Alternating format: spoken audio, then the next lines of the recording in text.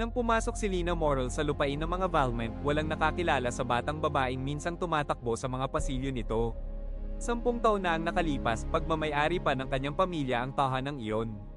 Tumutugtog ng piano ang kanyang ina malapit sa malalaking bintana, habang pinamumunuan naman ng kanyang ama ang isang respetadong kumpanya. Lumaki si Lina na naniniwalang walang anumang makagugulo sa buhay na iyon. Ngunit isang araw, inakusahan ng kanyang ama ng fraud at paglustay ng pera. Inilabas sa publiko ang mga dokumentong may lagda niya. May mga testigang nagsabing ninakawan niya ang kanyang mga kasosyo.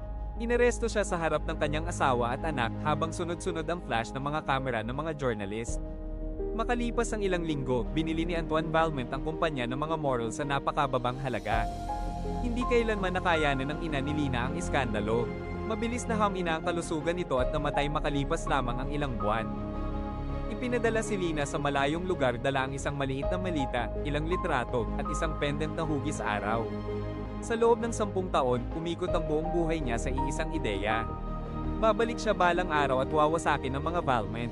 Lina Delcourt na ngayon ang ginagamit niyang pangalan. Pinamumunuan niya ang isang matagumpay na investment company at marunong niyang itago ang bawat emosyon sa likod ng isang kalmadong mukha. Walang makapaghihinalang kabisado ng eleganteng babaeng naglalakad sa reception ng bawat silid ng bahay. Nasa gitna ng bulwagan si Gabrielle Valment, ang anak ni Antoine. Pinag-aralan ni Lina ang mga nakasanayan nito, ang mga relasyon nito, at ang negosyo ng kanilang grupo. Inihanda niya ang sarili na makaharap ang isang malupit at mayabang na lalaki.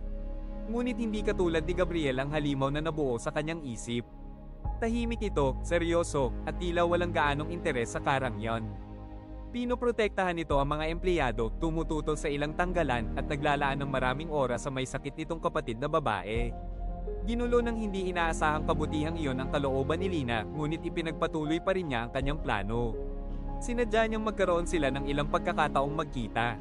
Ang bawat hapunan, meeting, at reception ay maingat na inihanda upang makuha ang tiwala nito. Makalipas ang ilang linggo, inimbitahan siya ni Gabriel sa kanilang lupain. Pagpasok niya sa sala, nakita ni Lina ang piano ng kanyang ina, naroon pa rin malapit sa mga bintana. Hindi niya napigilan ang panginginig ng kanyang mga kamay. Napansin ni Gabriel ang pagkabalisa niya, ngunit nagawa niya itong itago. Dapat sana ay naging dahilan ng sandaling iyon upang umalis siya. Sa halip, lalo lamang siyang napalapit kay Gabriel. Makalipas ang 2 buwan, hiniling ni Gabriel na pakasalan siya ni Lina. Agad siyang pumayag. Para kay Gabriel, ang kasal na iyon ang simula ng isang bagong buhay.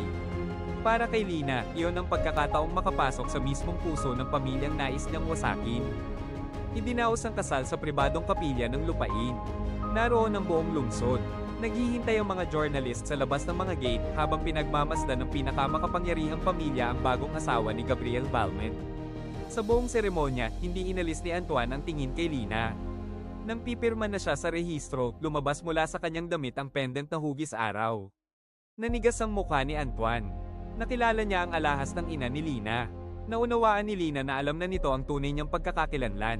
Naghintay siya ng paratang, ngunit nanatiling tahimik si Antoine. Mas ikinabahala niya ang reaksyong iyon kaysa sa isang pampublikong iskandalo. Para bang nais nitong malaman kung hanggang saan siya handang umabot, mula pa lamang sa mga unang araw ng kanilang kasal. Sinimulan ng halugugin ni Lina ang mga files ni Gabriel. Binuksan niya ang computer nito, kinopya ang mga confidential contract, at kinuha ang mga lumang bank statement. Hinahanap niya ang patunay na ang mga Valment ang nagplano sa pagbagsak ng kanyang ama. Ipinapadala niya ang mga dokumento kay Mark Delmes, ang dating kasosyo ng kanyang ama. Matapos mamatay ang kanyang ina, natagpuan ni Mark si Lina, pinondohan ng kanyang pag-aaral, at patuloy na pinalaki ang kanyang galit. Sa loob ng maraming taon, ikinwento nito kung paano ninakaw ni Antoine ang kumpanya ng mga Morrill. Para kay Lina, si Mark ang huling ugnayan niya sa dati niyang pamilya. Dahil sa mga impormasyong ninakaw niya, ilang kontrata ng Valment Group ang nabigo. Tinanggihan ng isang bangko ang isang malaking loan. Umatras ang mga investor. Nagsimulang bumagsak ang halaga ng kumpanya. 10 taon na hinintay ni Lina ang sandaling iyon. Ngunit wala siyang naramdamang anumang kasiyahan. Hindi sinikap ni Gabriel na iligtas ang kanyang kayamanan. Ibinenta nito ang ilan sa mga ari-arian nito upang mapanatili ang mga trabaho at ginugol ang bawat gabi sa pakikipag-usap sa mga bangko. Habang mas matindi ang mga pag-atake ni Lina, lalo namang lumalaban si Gabriel upang protektahan ang mga inosente. At sa kabila ng lahat, patuloy pa rin itong nagtitiwala sa kanya. Tuwing gabi, bumabalik si Gabriel sa tabi niya nang hindi man lamang naiisip na si Lina ang dahilan ng mga problemang di naranas nito. Unti-unting napalitan ng bigat ng konsyensya ang galit niya. Isang umaga, ipinatawag siya ni Antoine sa opisina nito. Ipinakita nito ang isang litrato niya noong bata pa siya, saka iniabot ang isang liham na isinulat ng kanyang ama. Sa liham, ipinaliwanag ni Pierre Morel na may natuklasan siyang sistema ng paglustay sa loob ng kanyang kumpanya. Binyantaan ng mga responsable ang kanyang pamilya, kaya pumayag siyang lumagda sa mga huwad na pag-amin upang protektahan ang kanyang asawa at anak. Sinabi rin niyang sinubukan siyang tulungan ni Antoine. Noong una, tumanggi si Lina na paniwalaan ang bersyong iyon. Ngunit may mga detalyeng nakasulat sa liham na walang ibang taong maaaring makaalam. Sa unang pagkakataon, nagsimulang mabiyak ang kwentong matagal na ikanintal sa kanya ni Mark. Nakipagkita siya rito sa isang lumang warehouse. Agad nitong tinanggihan ang liham at binigyan siya ng isang USB drive na naglalaman daw ng mga bagong ebidensya laban kay Gabriel. Habang papaalis na si Lina, napansin niya ang isang singsing sa kamay ni Mark. Nakilala niya ang alahas. Suot ng kanyang ama ang singsing na iyon sa isang litratong kuha isang araw bago ito arestuhin. Sa sandaling iyon, naunawaan ni Lina na may mahalagang bahagi ng katotohanang itinago sa kanya si Mark. Bumalik siya sa lupain ng mga Valment na may pakiramdam na ang buong buhay niya ay nakatayo sa ibabaw ng isang kasinungalingan.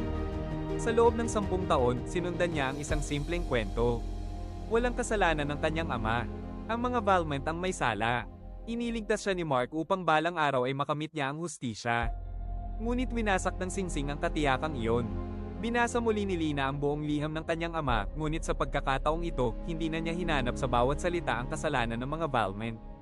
Ang mga pangungusap na dati niyang hindi pinansin ay biglang nagkaroon ng ibang kahulugan. Ang mga pahapyaw na babala, ang mga pagbanggit sa isang pinagkakatiwalaang kasosyo, at ang takot na gamitin ng kanyang pamilya laban sa kanya ay tila tumutukoy na ngayon kay Mark.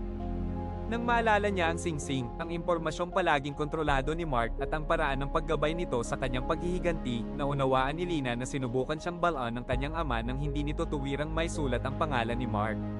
Si Mark ang nagplano ng paglustay gamit ang ilang peking kumpanya at pagkatapos ay inihanda nito ang pagbagsak ni Antoine Valment upang maaga ang bahagi ng kumpanya. Nang matuklasan ni Pierre ang sistema, binyantaan ni Mark si Lina at ang kanyang ina. May isa pang babala sa liham. Maaaring dumating ang araw na gamitin ni Mark si Lina laban sa mga Valment. Marahas na tumama sa kanya ang katotohanan. Hindi siya kailanman pinrotektahan ni Mark. Pinalaki nito ang kanyang galit, pinondohan ang kanyang pagbabalik at ginabayan ng bawat pag-atake niya upang wasakin ang mga natitirang taong maaaring maglantad sa mga krimen nito. Ginawa nitong sandata ang isang batang sugatan. Habang pilit inuunawa ni Lina ang revelasyong iyon, pumasok si Gabriel sa silid. Natuklasan nito ang mga files na itinatago niya, ang mga litrato ng kanyang pamilya, ang mga plano ng lupain, at ang mga dokumentong naglalarawan sa bawat hakbang ng pagbagsak ng Valment Group. Naunawaan nitong planado ang kanilang pagkikita at maging ang kanilang kasal. Ibinunyag ni Lina ang kanyang tunay na pagkakakilanlan at inaming pinakasalan niya si Gabriel upang makapasok sa pamilya nito. Kahit nagbago na ang kanyang nararamdaman, huli na ang katotohanan. Umalis si Gabriel sa lupain ng gabing iyon. Kinabukasan, inilabas sa maraming media outlet ang laman ng USB drive na ibinigay ni Mark. Binago ang mga files upang palabasing si Gabriel ang namumuno sa isang bagong sistema ng fraud. Kinopya ang mga digital signature at minanipula ang ilang account. Pumasok ang mga pulis sa headquarters ng grupo. Inaresto si Gabriel sa harap ng mga kamera. Nasaksihan ni Lina ang eksena mula sa gitna ng mga tao. Nang pumulupot ang posa sa mga palso nito, muli niyang nakita ang kanyang ama na dinala sa parehong paraan 10 taon na ang nakalipas. Ngunit sa pagkakataong ito, alam niyang inosente ang lalaking inaaresto. Kapag nanahimik siya, magiging kasabwat siya ni Mark.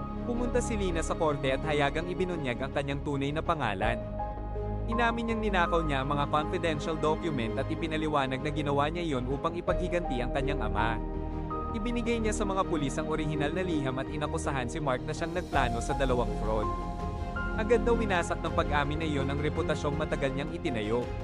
Umatras ang kanyang mga client, iniwan siya ng mga kasosyo at ipinakita sa publiko ang kanyang kasal bilang isang malaking panlilinlang. Tinanggap ni Lina ang lahat ng kahihinatnan. Ibinigay rin ni Antoine ang mga ebidensyang ilang taon nitong tinipon. Nakatulong ang mga files na ninakaw ni Lina upang mabuo ang investigasyon. Natunto ng mga awtoridad ang mga peking kumpanya, mga lihim na account, at ilang testigong binayaran ni Mark. Tinangka ni Mark na tumakas sa bansa gamit ang mga peking dokumento. Nahuli siya malapit sa border. Sa wakas, nalantad sa publiko ang buong katotohanan. Opisyal na pinawalang sala si Pierre Morel kahit matagal na siyang patay. Kinumpirma ng mga investigator na pumayag siyang akuin ang responsibilidad sa fraud upang protektahan ang kanyang pamilya. Pinalaya si Gabriel makalipas ang 3 araw. Nang bumalik ito sa lupain, naghihintay si Lina malapit sa lumang piano. Tinanggal na niya ang kanyang singsing sa kasal. Alam niyang hindi sapat ang pag-amin niya upang ayusin ang mga buwan ng panlilinlang.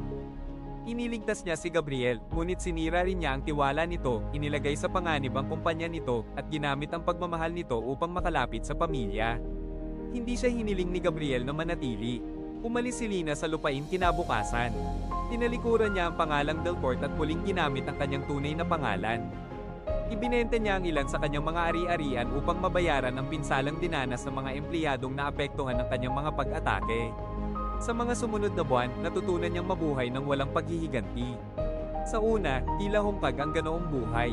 Ang buong pagkatao niya ay nabuo mula sa kanyang galit.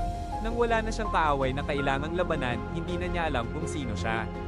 Lumipas ang 1 taon. Si Gabriel na ang namumuno sa Valmont Group. Nagpatupad siya ng mas mahihigpit na financial control at nagtayo ng isang foundation na ipinangalan kay Pierre Morel. Nakapagtayo rin si Lina ng isang mas maliit na kumpanya. Tinutulungan na niya ngayon ang mga negosyong naging biktima ng fraud at ang mga pamilyang walang kakayahang lumaban sa makapangyarihang grupo. Isang umaga, nakatanggap siya ng imbitasyong bumalik sa lupain ng mga Valmont. Nang pumasok siya sa sala, nakita niyang naibalik na ang dating anyo ng piano ng kanyang ina. Muli nang kumikislap ang kahoy at napalitan na ang mga nan-ilaw na tekla. Nasa ibabaw ng piano ang pendant na hugis araw na inakala niyang nawala noong araw na inaresto si Gabriel. Katabi nito ang kanyang singsing sa kasal. Hindi nais ni Gabriel na ibalik ang dati nilang buhay. Ang una nilang kasal ay itinayo sa isang kasinungalingan at walang anumang makapagbubura sa nakaraan. Nais lamang nitong bigyan sila ng pagkakataong magsimulang muli sa ibang paraan. Noon naunawaan ni Lina na buong buhay niyang hinintay na ibalik sa kanya ng paghihiganti ang lahat ng nawala sa kanya. Inakala niyang maibabalik ng pagbagsak ng mga Valmont ang kanyang ama, mabubura ang pagkamatay ng kanyang ina, at maayos ang nasira niyang pagkabata. Walang tagumpay na makagagawa noon. Hindi kailanman inilapit ng paghihiganti si Lina sa mga patay. Inilayo lamang siya nito sa mga buhay. Kinuha ni Lina ang singsing, ngunit hindi niya agad ito isinuot sa kanyang daliri.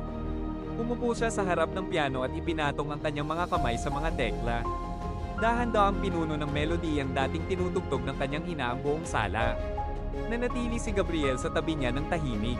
Sa unang pagkakataon, hindi na nakita ni Lina ang lupain bilang lugar kung saan nawasak ang kanyang pamilya. Nakita niya ito bilang lugar kung saan sa wakas ay tumigil siyang mabuhay para sa kanyang paghihiganti. Hindi nawala ang nakaraan, ngunit hindi na nito kontrolado ang kanyang kinabukasan.